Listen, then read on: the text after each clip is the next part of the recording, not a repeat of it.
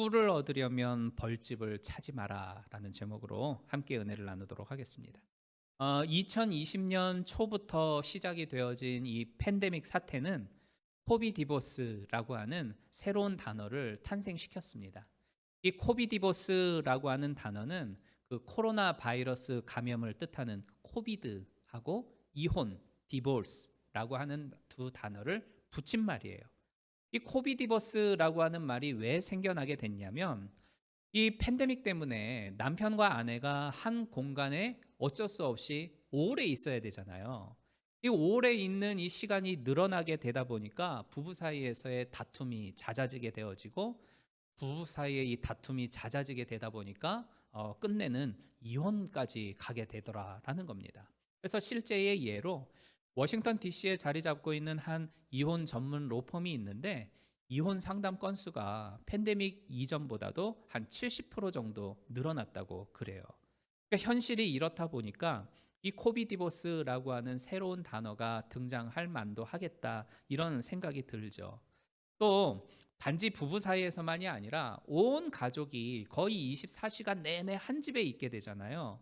그러다 보니까 뭐 가족 간의 관계에 있어서도 힘들어질 수밖에 없고 또 갈등 때문에 이제 마음 가운데에 고통당하는 그러한 사람들이 요즘 들어서 점점 더 많아지고 있다라고 이야기를 합니다.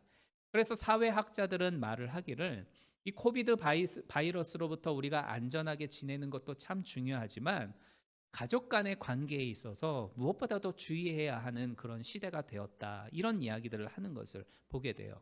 여러분, 부부 간에 있어서나 아니면은 가족 간에 있어서 서로가 서로를 사랑하고 있는 건 분명하죠. 그죠? 남편도 아내를 사랑하고 아내도 남편을 사랑하고 자식도 부모를 사랑하고 부모도 자식을 사랑합니다. 분명하죠. 연인 관계에 있어서도 뭐 친구 관계에 있어서나도 마찬가지. 역시나 서로 사랑하는 건 확실해요. 그러면 이 팬데믹이라서 맨날 같이 붙어 있을 수 있으니까 얼마나 좋아요? 사랑하는 사람끼리 계속 같이 있으니까 이보다 더 좋을 수는 없지 않습니까? 그 트로트 가운데에 이런 노래가 있어요. 내 나이가 어때서 사랑하기 딱 좋은 나이인데 이런 트로트가 있어요. 근데 이거를 가사를 잠깐 바꿔보면은 사랑하기 딱 좋은 때인데 이렇게 바꿔도 될 것 같아요. 그러니까 옛날보다도 훨씬 더 많은 시간을 한 공간에 사랑하는 사람하고 같이 있을 수 있으니까 얼마나 사랑하기 좋은 때입니까? 그런데 왜 되려 관계에 있어서 더 힘들어지고 이혼하는 부부들은 더 많아지고 사랑하고 있음에도 불구하고 갈등 때문에 불행한, 불편한 그러한 시간을 보내고 있는 걸까요? 그 이유는 우리가 사랑에 대한 개념을 잘못 가지고 있기 때문이고 잘못된 방식으로 사랑을 표현하고 있기 때문입니다. 성경에서 말씀하고 있는 사랑은 과연 무엇일까? 오늘 우리가 읽었던 이 본문 고린도 13장은 특별히 성경에서 사랑장이라고 불릴 만큼 이 성경적인 사랑에 대해서 잘 가르쳐 주는 본문이죠. 그래서 이 시간을 통해서 우리 모두가 온전한 사랑이 무엇인지를 깨닫게 되어지고 그리고 온전한 사랑의 실천자가 되어져서 오늘날의 힘들고 어려운 이 시기를 넉넉하게 이겨 나아가게 되기를 주님의 이름으로 축복합니다. 첫 번째로 이 사랑이라고 하는 것은 무언가를 행동하기 이전에, 그러니까 행위하기 이전에 그 마음의 동기와 중심이 더 중요하다는 사실을 우리에게 가르쳐 주고 있어요. 3절을 한번 보면 내가 나에게 있는 모든 것으로 구제하고 또 내 몸을 불사르게 내어준다 할지라도 사랑이 없으면 나에게 아무 유익이 없다. 이렇게 말씀하죠. 그러니까 이 말씀에서 우리는 우리가 가지고 있는 사랑에 대한 잘못된 두 가지 개념을 찾아낼 수 있어요.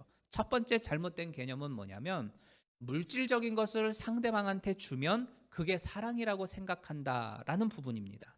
쉽게 말하면 주느냐 안 주느냐의 그 행위에 따라서 사랑이 있고 없고를 판단한다라는 거죠. 누군가가 나한테 많은 걸 주면 저 사람이 나를 많이 사랑하는가 보다 이렇게 생각하고 어떤 사람이 나한테 조금만 뭘 주면 저 사람은 날 조금 사랑하나 봐. 아니면 결혼기념일인데 아무것도 안 줘? 그러면 날 싫어하나 봐. 나를 사랑하지 않나 봐. 우리는 이렇게 판단한다는 거예요. 뭐를 줘야 사랑한다라고 생각을 한다는 거죠. 3절을 한번 볼까요? 3절을 다시 보면 구제라고 하는 어떤 구체적인 행동이 등장을 합니다. 구제가 뭡니까?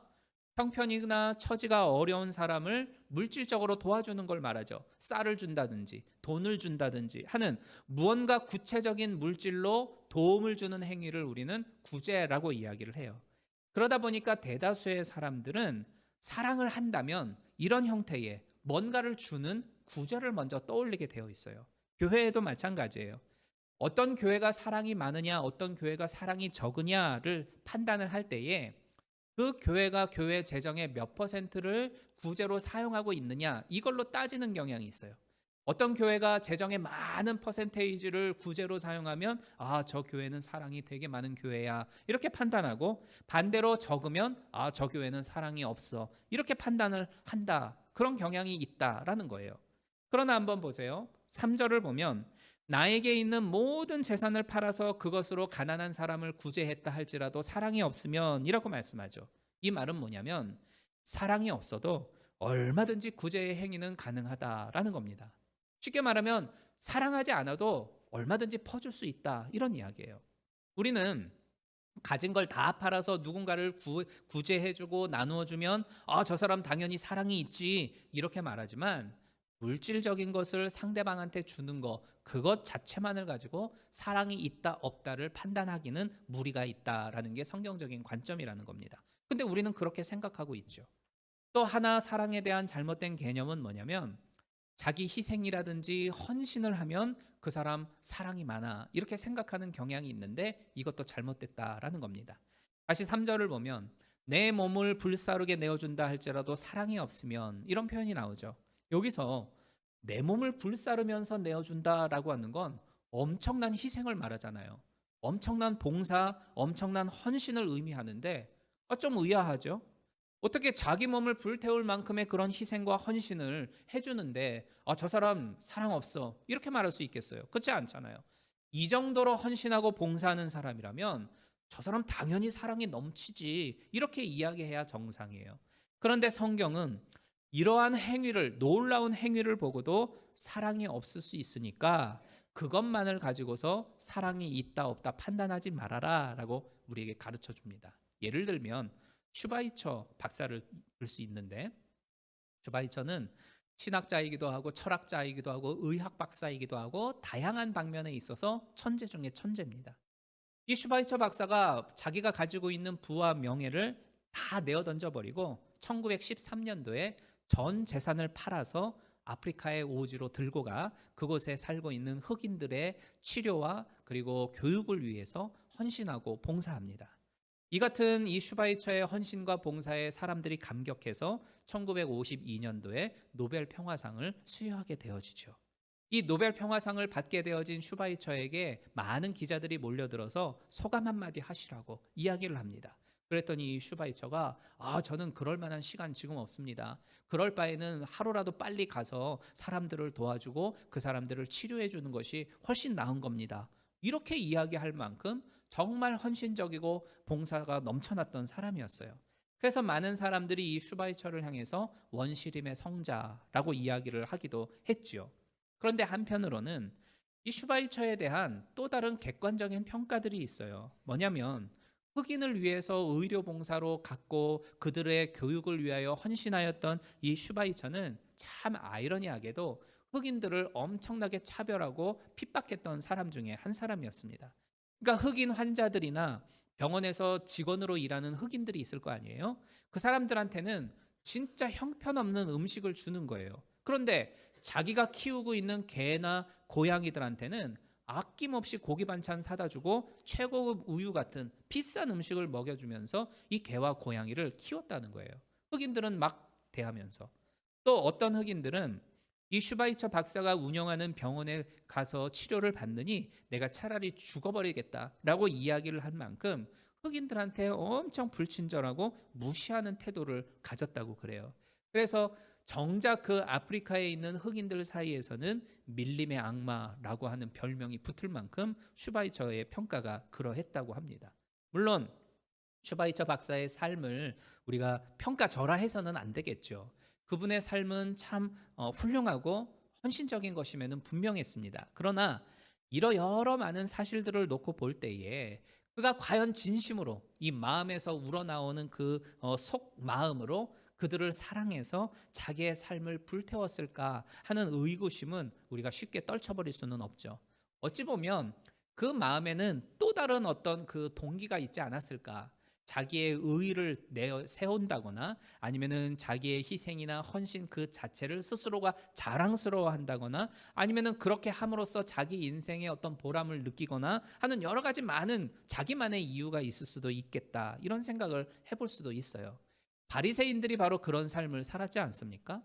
바리새인을 향해서 예수님은 마태복음 23장 27절에서 화 있을진저 외식하는 서기관들과 바리새인들이여 너희가 회칠한 무덤 같으니 겉으로는 아름답게 보이나 그 안에는 죽은 사람의 뼈와 모든 더러운 것이 가득하도다. 이렇게 말씀하시지 않아요.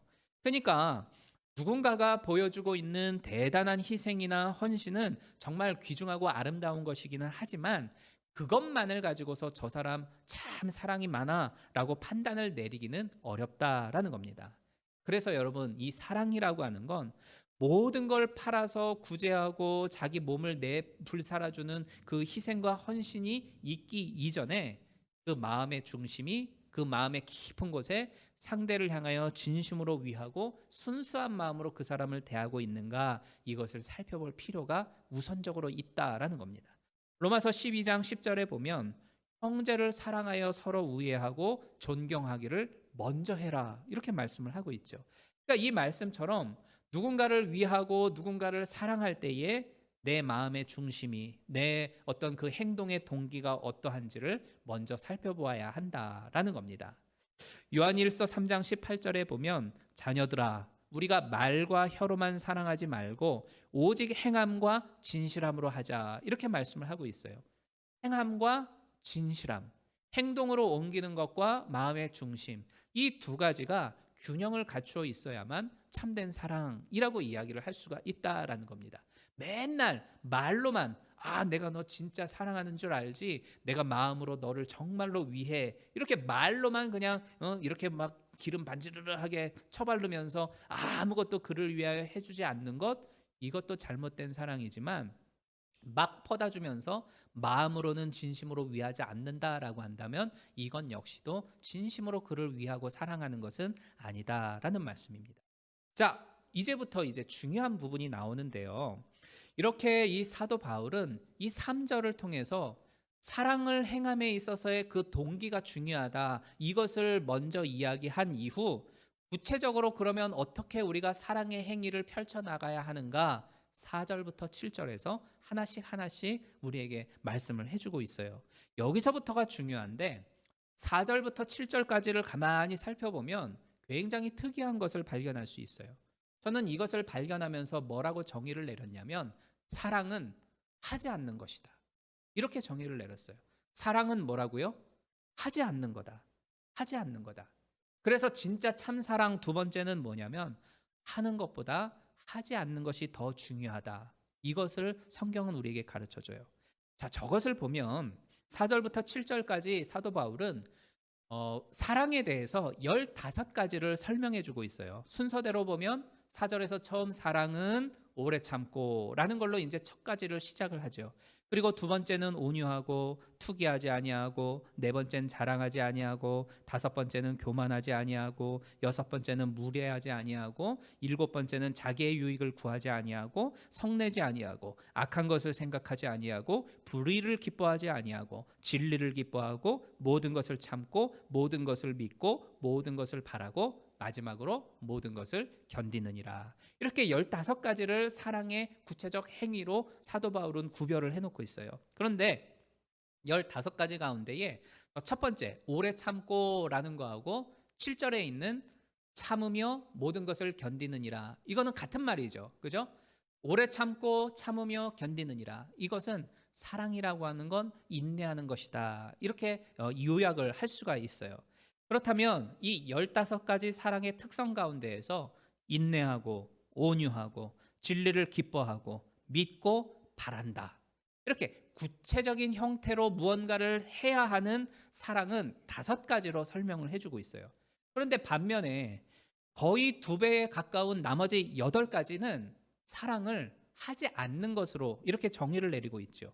사랑은 투기하지 않는 것이다. 사랑은 자랑하지 않고 교만하지 않고 무례하지 아니하고 유익을 구하지 아니하고 성내지 아니하고 사랑은 악한 것을 생각하지 아니하고 불의를 기뻐하지 않는다.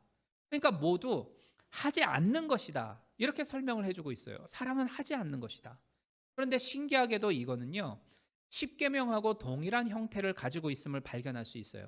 십계명은 하나님을 사랑하고 이웃을 사랑하는 것, 이 두 가지로 큰 틀을 생각해 볼 수 있잖아요. 1계명에서부터 4계명까지는 하나님을 사랑하는 방법에 대해서 말합니다. 그리고 5계명부터 10계명까지는 사람에 대해서 어떻게 사랑을 구체적으로 실천해야 하는가, 그것을 설명해 주는데, 사람에 대한 첫 번째 계명인 5계명은 뭡니까? 부모를 공경하라. 그리고 나머지 6제서부터는 살인하지 말아라, 간음하지 말아라, 도적질하지 말아라, 내 이웃에 대하여 거짓 증거하지 말아라, 내 이웃의 집을 탐내지 말아라. 전부 다 하지 말아라입니다. 하지 말아라. 여러분, 우리는요, 사랑이라고 하면 적극적으로 내가 무언가를 해줘야 하는 것으로 생각을 해요. 그런데 왜 십계명에서나 오늘 본문에서는 하지 말라고 이야기를 할까요? 사랑은 하지 않는 것에 대해서 더 많은 비중을 우리에게 할당하면서 설명을 해주고 있어요. 사랑은 하지 않는 거다. 왜냐하면 이 사랑이라고 하는 건 상대방에 대해서 나쁜 것을 하지 않는 것에서부터 이 사랑이 시작되기 때문이에요. 그러니까 상대방에게 해가 되는 일을 내가 하지 않는 거고, 내가 저 사람에게 손해를 끼치는 것 같으면은 내가 하지 않는 거예요. 비록 내가 좋은 것이라도, 내가 하고 싶은 것이어도 저 사람이 싫어하고 저 사람이 손해 볼 것 같으면 내가 하지 않는 겁니다. 그러니까 저 사람의 삶의 짐이 나 때문에 무거워진다라고 싶다면 내가 그 짐을 저 사람한테 짊어지우지 않는 거, 이게 사랑의 기본이고 시작이라는 거예요. 오늘 설교의 제목을 볼까요? 오늘 설교의 제목은 꿀을 얻으려면 벌집을 발로 차지 말아라입니다. 이 표현은 누가 했냐면 데일 카네기라고 하는 사람이 했어요. 그 성공학자로 유명한 사람이죠. 이 데일 카네기가 인간관계론이라고 하는 책을 쓰면서 그 책에서 제일 먼저 다루면서도 가장 강조한 부분이 바로 이겁니다. 꿀을 얻기 위해서는 그 벌집을 발로 차지 말아라.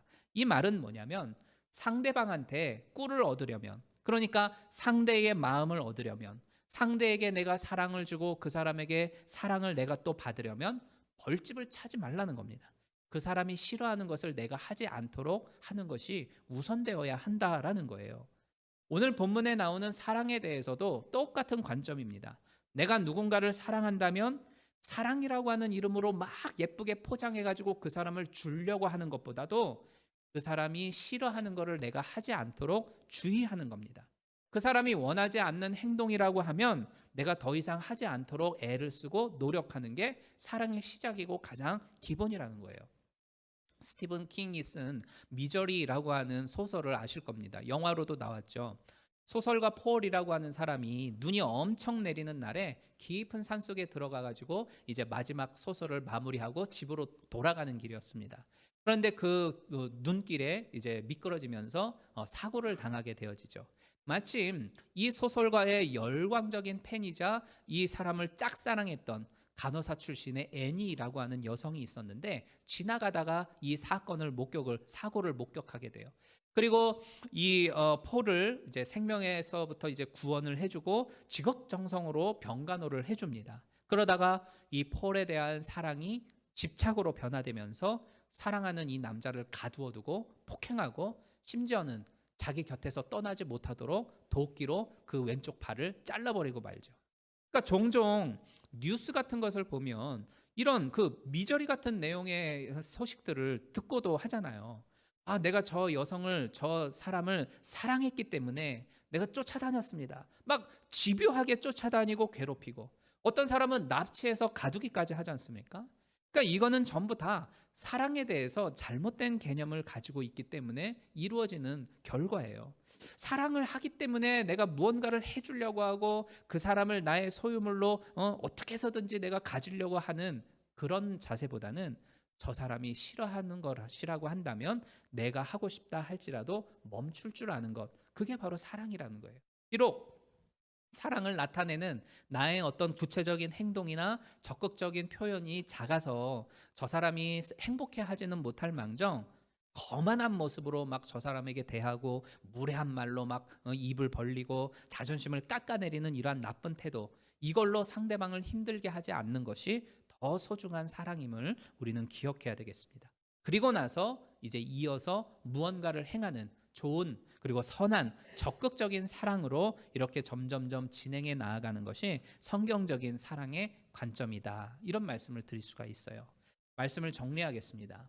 내가 가지고 있는 것을 다 내어준다 할지라도, 혹은 내 몸을 불사르는 어떤 그 헌신이 있다 할지라도, 그 마음의 중심이 그리고 그 행위의 동기가 잘못되어졌다라고 하면 그건 참된 사랑이 아닙니다. 또 이 사랑이라고 하는 건 막 크고 유별나게 무언가를 누군가한테 주어야 하기보다는 그 사람이 힘들지 않도록 해주는 것, 그 사람이 심적으로 괴롭지 않도록 작은 일에서부터 도움을 주는 것, 이것이 참 사랑이에요. 다른 사람하고의 그 관계 속에서 내가 생각을 하면서, 상대방을 생각하면서 나 때문에 저 사람이 마음 아프지 않도록, 저 사람이 상처받지 않도록, 저 사람이 괴로움을 받지 않도록 내 생각과 말과 행동을 주의하는 것, 이런 소극적인 사랑에서부터 실천을 해서 점차적으로 적극적인 사랑으로 행하여 나아갈 때에 바로 그 사랑이 죽음보다도 더 강한 사랑이 되어지는 것입니다. 그리고 오늘 여러분들에게 숙제를 내드리도록 하겠습니다.